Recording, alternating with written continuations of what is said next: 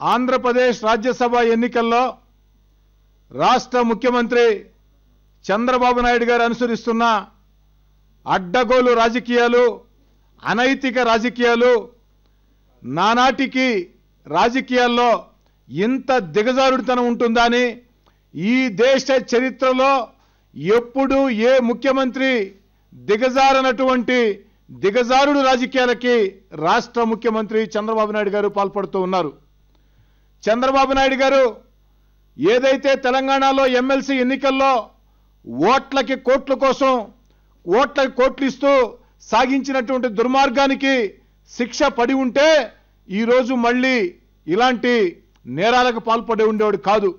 తెలంగాణలో ఎమ్మెల్సీ ఎన్నికల్లో ఓటుకి కోట్ల కేసులో నిస్సిగ్గుగా పట్టుబడి ప్రపంచంలో ఉండే తెలుగు వాళ్ళందరి పొరుగు తీసే విధంగా దుర్మార్గంగా టీవీలకి చిక్కి కేసు నుంచి బయటపడేదానికి నరేంద్ర మోడీ గారి కాళ్ళు, కేసీఆర్ గారి కాళ్ళు పట్టుకుని ఈరోజు ఆ కేసు నుంచి బయటపడి ఆంధ్రప్రదేశ్లో మళ్ళీ తెలంగాణలో నేరం చేశా, నన్నెవరూ పట్టుకోలేకపోయారు, కాళ్ళు పట్టుకుని రాజీ చేసుకున్నా, ఈరోజు ఆంధ్రప్రదేశ్లో అధికారం నాకుందని చెప్పని నిస్సిగ్గుగా ప్రజాస్వామ్య విలువలకే తిరోకదాలు ఇస్తూ ఈ దేశ చరిత్రలో ఎప్పుడు ఎవరు పాల్పడినటువంటి అనైతిక రాజకీయాలు పాల్పడుతూ ఉన్నారు.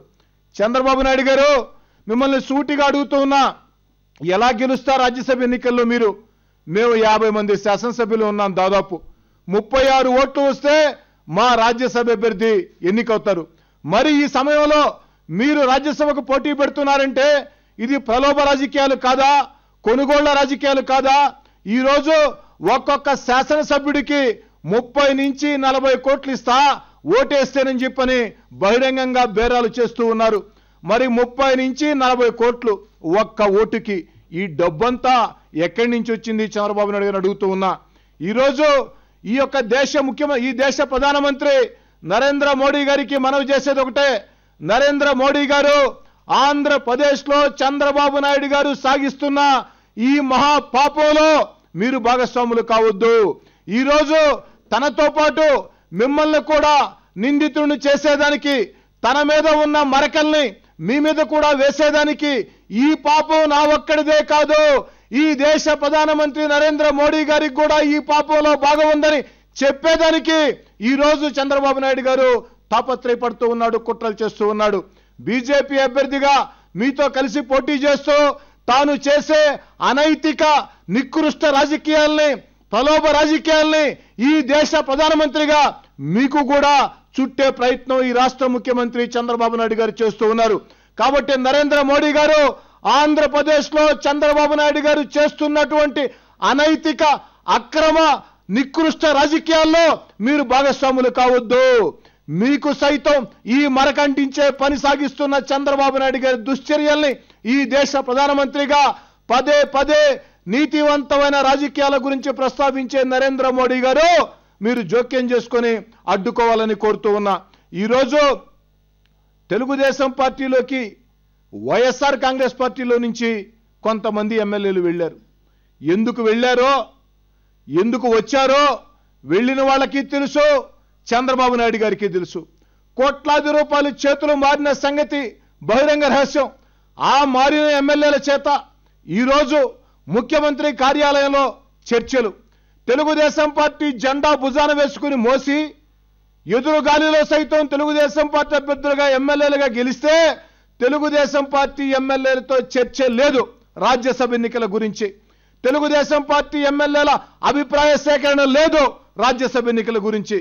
కానీ ఒక 17 మంది శాసనసభ్యుల్ని మాత్రం ముఖ్యమంత్రి కార్యాలయంలో కూర్చుని దాదాపు 2 గంటల నుంచి ఇప్పటికీ సమావేశం జరుగుతూ ఉంది. 4 గంటల పాటు ముఖ్యమంత్రి గారు ఫిరాయింపు ఎమ్మెల్యేలతో చర్చలు. చంద్రబాబు నాయుడు గారు, మీ పార్టీ ఎమ్మెల్యేలతో మాత్రం రాజ్యసభ అభ్యర్థుల గురించి చర్చ లేదు, వారి అభిప్రాయం తెలుసుకునే పని లేదు.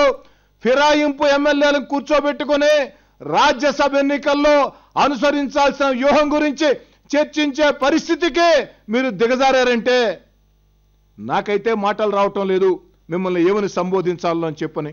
తెలుగుదేశం పార్టీ శాసనసభ్యుల్ని బజార్లో వదిలేసి వైఎస్ఆర్ కాంగ్రెస్ పార్టీలో గెలిచి తెలుగుదేశం పార్టీలో చేరిన కండువాలు కప్పుకున్నటువంటి శాసనసభ్యులతో మీ చర్చలు సాగిస్తున్నారు రాజ్యసభ ఎన్నికల్లో అంటే మీ యొక్క రాజకీయ అనుభవం ఏమైంది, మీ యొక్క స్థాయి ఎక్కడికి దిగజారింది? ముఖ్యమంత్రి గారు ఆత్మపరిశీలన చేసుకోవాలని కోరుతూ ఉన్నా. మరో మాట మాట్లాడిచ్చారు ముఖ్యమంత్రి గారు. వైఎస్ఆర్ కాంగ్రెస్ పార్టీలో నిన్నటి దాకా ఉండి తెలుగుదేశం పార్టీలో చేరినటువంటి ఎమ్మెల్యేల చేత మాట్లాడిచ్చారు ముఖ్యమంత్రి గారి కార్యాలయం ముందు. ఇవన్నీ కూడా ముఖ్యమంత్రి గారు మాట్లాడించిన మాటలే కాబట్టి వారి మాటలకే సమాధానం చెప్తున్నా. ఏమని మాట్లాడిచ్చారంటే, మేము వైఎస్ఆర్ కాంగ్రెస్ పార్టీలో చాలా మంది ఎమ్మెల్యేలు తెలుగుదేశం పార్టీ కోటేసి సిద్ధంగా ఉన్నారు. ఏమండి ఎమ్మెల్యేలంటే ఏం కుక్కలా, లేకుంటే ఎలుకలా, లేకుంటే పిల్లులా, లేకుంటే ఏమనుకుంటున్నారు జగన్మోహన్ రెడ్డి గారు అని చెప్పని చంద్రబాబు నాయుడు గారు మాట్లాడిచ్చారు. నిజమే చంద్రబాబు నాయుడు గారు, మీరు చెప్పిన మాట 100% నిజమే. మీరు ఎవరిని కుక్కలుగా భావిస్తున్నారో, ఎవరిని నక్కలుగా భావిస్తున్నారో, ఎవరిని పిల్లులుగా భావిస్తున్నారో ఆ నక్కలు, ఆ కుక్కలు, ఆ పిల్లులు మొత్తం కూడా మీ వంచనే చేరాయి. మేము మాత్రం ఏనుగు లాంటి విజయసాయి రెడ్డి గారిని ఎన్నికల్లో పోటీకి పెట్టాం. నిజమే మీరు చెప్పిన మాటలు, ఈ రాష్ట్ర ముఖ్యమంత్రిగా చంద్రబాబు నాయుడు గారు చెప్పించినటువంటి మాటలు అక్షర సత్యం. ఆ ఎలుకలు, ఆ కుక్కలు, ఆ పిల్లులు మీ వంచన చేరాయి. ఏనుగు లాంటి విజయసాయి రెడ్డి గారు వైఎస్ఆర్ కాంగ్రెస్ పార్టీ అభ్యర్థిగా నామినేషన్ వేశారు. చంద్రబాబు నాయుడు గారు స్పష్టంగా చెప్తున్నా, సూటిగా చెప్తున్నా, తెల్లగాయితం మీద రాసి పెట్టుకోండి. నేను చెప్పబోయే మాటలు రేపటి రోజు సూర్యుడు తూర్పున ఉదయిస్తాడు అన్నది ఎంతటి వాస్తవం, రేపటి రోజు సూర్యుడు తూర్పున ఉదయిస్తాడు అన్నది ఎంత వాస్తవం, నేను చెప్పబోయే మాటలు కూడా అంతే వాస్తవం. మీరు ఎన్ని కుట్రలు చేసినా, ఎన్ని కుతంత్రాలు చేసినా, 100 కోట్ల రూపాయలు కుమ్మరించిన రాజ్యసభ ఎన్నికల్లో వైఎస్ఆర్ కాంగ్రెస్ పార్టీ అభ్యర్థి విజయసాయి రెడ్డి ఎంపీగా ఎన్నిక కావటం ఖాయం. విజయసాయి రెడ్డి గారి గెలుపు ఈ రాష్ట్రంలో చంద్రబాబు నాయుడు గారి ఓటమికి తొలి మెట్టుగా భావిస్తా ఉన్నా. చంద్రబాబు నాయుడు గారు రాసి పెట్టుకోండి తెలంగాణ మీద, నేను చెప్పిన మాటల్లో ఏ ఒక్క మాటైనా జరగకుంటే దేనికైనా నేను సిద్ధం. చంద్రబాబు నాయుడు గారు, నేను చెప్పబోయే మాట 100% జరుగుతుంది. ఎన్ని కుట్రలు చేసినా, కుతంత్రాలు చేసినా, 100 కోట్లు కుమ్మరించిన వైఎస్ఆర్ కాంగ్రెస్ పార్టీ అభ్యర్థి విజయసాయి రెడ్డి రేపటి రోజు రాజ్యసభ సభ్యుడిగా ఎన్నిక కావటం ఖాయం. ఆ నిమిషం నుంచే ఈ రాష్ట్ర రాజకీయాల్లో చంద్రబాబు నాయుడు గారి ఓటమి ఖాయం. చంద్రబాబు నాయుడు గారి ఓటమికి తొలి మెట్టు రాజ్యసభ ఎన్నికల్లో విజయసాయి రెడ్డి గారి గెలుపు అని చెప్తూ ఉన్నా. ఏమా వైఎస్ఆర్ కాంగ్రెస్ పార్టీ, తెలుగుదేశం పార్టీ ఆకర్షణలకి భయపడే పరిస్థితి లేదమ్మా. చంద్రబాబు నాయుడు గారే భయపడుతున్నారు. ఎందుకని చెప్తున్నానంటే, చంద్రబాబు నాయుడు గారు ఈరోజు ఏ కారణంతో పెట్టారమ్మా 4వ అభ్యర్థిని పెట్టాలని ప్రయత్నిస్తున్నారమ్మా. నిన్న మహానాడులో ఏం చెప్పారమ్మా, స్వచ్ఛమైన రాజకీయాలకి తెలుగుదేశం పార్టీ పెట్టింది పేరు, నీతివంతమైన రాజకీయాలకి తెలుగుదేశం పార్టీ పెట్టింది పేరు. ఇదేనమ్మా స్వచ్ఛమైన రాజకీయాలు? ఇదేనా నీతివంతమైన రాజకీయాలు? 36 మంది ఉంటే మేము ఎన్నికవుతాం రాజ్యసభ సభ్యులుగా. అసెంబ్లీ రికార్డుల ప్రకారం 67 మంది వైఎస్ఆర్ కాంగ్రెస్ పార్టీ ఎమ్మెల్యేలు. అసెంబ్లీ రికార్డుల ప్రకారం తీర్మానాలు ప్రవేశపెడితే ఆనాటికే మా నుంచి కొంతమంది ఎమ్మెల్యేలు వెళ్ళినా ఈ రాష్ట్ర శాసనసభ స్పీకర్ చదివినటువంటి ఓటింగ్ తీర్మానంలో 67 మంది వైఎస్ఆర్ కాంగ్రెస్ ఎమ్మెల్యేలు చూపించాల్సిన పరిస్థితి. మరి 67 మంది ఎమ్మెల్యేలు మేము ఉన్నాం రికార్డుల పరంగా. ఈ రోజుకి 50 మంది ఎమ్మెల్యేలు దాదాపు మొత్తం ఉన్నారు. 36 ఓట్లు వస్తే చాలు. మరి ఎలా గెలవాలనుకుంటున్నావు? ఇది అనైతిక రాజకీయాలు కాదా? దుర్మార్గ రాజకీయాలు కాదా? స్వచ్ఛమైన రాజకీయాలా? నిజమే, మహానాడులో తీర్మానం పెట్టు, బలం ఉన్నా బలం లేకున్నా ఎన్నికల్లో గెలవటం ఒకటే ముఖ్యం. ఎన్నికల్లో గెలిచేదానికి మేము కోట్ల రూపాయలు కుమ్మరిస్తాం. ఆ కుమ్మరించే పరిణామ క్రమంలో టీవీలకు చిక్కుతాం.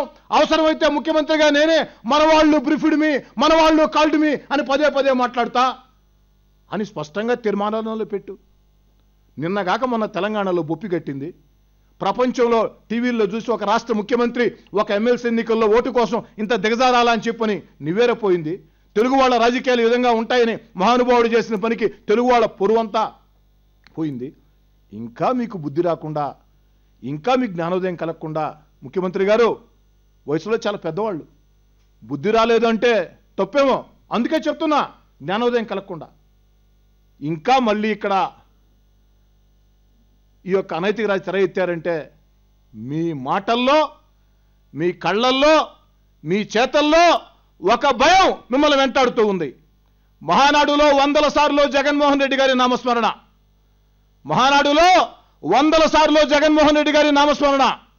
ఒక ప్రతిపక్ష నేత గురించే అధికార పార్టీ ఏర్పాటు చేసిన మహానాడులో 100 సార్లు జగన్మోహన్ రెడ్డి గారి నామస్మరణ చేశారంటే మీ కళ్ళల్లో జగన్మోహన్ రెడ్డి గారి నాయకత్వం పట్ల భయం ఉంది. మీ కళ్ళల్లో, ప్రజల్లో మీ ప్రభుత్వానికి ఉన్న వ్యతిరేకత, జగన్మోహన్ రెడ్డి గారికి ఉన్న ఆదరణ కనపడుతూ ఉంది. మీ చేతల్లో జగన్మోహన్ రెడ్డి గారికి ఉన్న ఆదరణ, ఈ యొక్క ప్రభుత్వానికి వ్యతిరేకత కనపడుతూ ఉంది. జగన్మోహన్ రెడ్డి గారికి ఉంటే మీకున్న భయం వల్లే మీ చేతలు, మీ కళ్ళు, మీ మాటలు. ఏమ్మా క్యాంపా? ఎక్కడమ్మా? ఒకటి రమా గారు, మా ఎమ్మెల్యేలు మా సొత్తు, మా ఎమ్మెల్యేలు మా సొత్తు.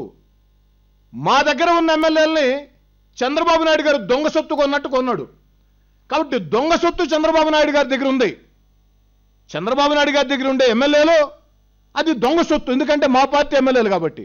మా పార్టీ ఎమ్మెల్యే ఎక్కడ ఉంటే ఉందండి? మీ పార్టీలో, మా పార్టీ నుంచి చేరిన వాళ్ళు దొంగ సొత్తు కాబట్టి నువ్వు భయపడాలా క్యాంపులు పెట్టుకోవాలని. మేమెక్కడ, అందరూ హైదరాబాద్లో ఉన్నాం. కొంతమంది కుటుంబ సభ్యులతో టూర్లకు వెళ్ళారు, తప్ప? తెలుగుదేశం పార్టీ ఎమ్మెల్యేలో, వైకాపా ఎమ్మెల్యేలో కొంతమంది టూర్లకు పోయారు, తప్పమ్మా? కాబట్టి మేమెందుకు భయపడాలమ్మా?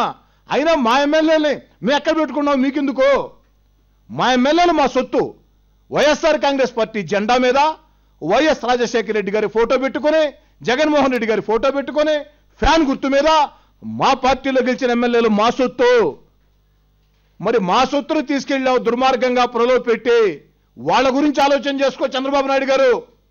ఈరోజు మా పార్టీ నుంచి కొంతమంది ఎమ్మెల్యేలని లాక్కున్నావు, మాయ మాటలు చెప్పి లాక్కున్నావు, కోట్లాది రూపాయలు డబ్బులు ఇచ్చి లాక్కున్నావు. లేదు, మా ఎమ్మెల్యేలు చెప్పినట్టు అభివృద్ధి కోసమే మేము వచ్చామని చెప్తున్నారు కొంతమంది.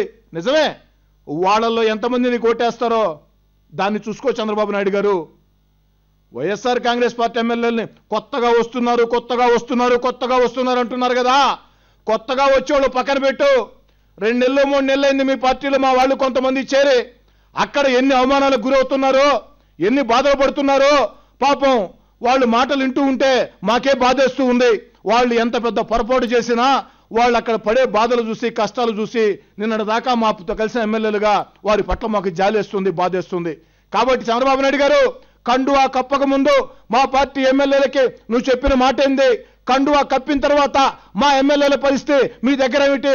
మా ఎమ్మెల్యేల వేదిక మీద పెట్టుకుని పార్టీ మారి వచ్చిన ఎమ్మెల్యేల మీద మీ పార్టీ నాయకులు విమర్శలు చేస్తారు. క్యాష్ కోసం వచ్చారు, క్యాష్ కోసం ఉండండి అని చెప్పి మీరే మాట్లాడతారు. మా ఎమ్మెల్యేల మీద దాడులు చేస్తారు. మరి అలాంటి పరిస్థితి అక్కడ ఉంది. మరి వాళ్ళలో ఎంతమంది నీకు ఓటేస్తారో, ఎంతమంది ఓటేరో దాన్ని చూసుకో ముందు.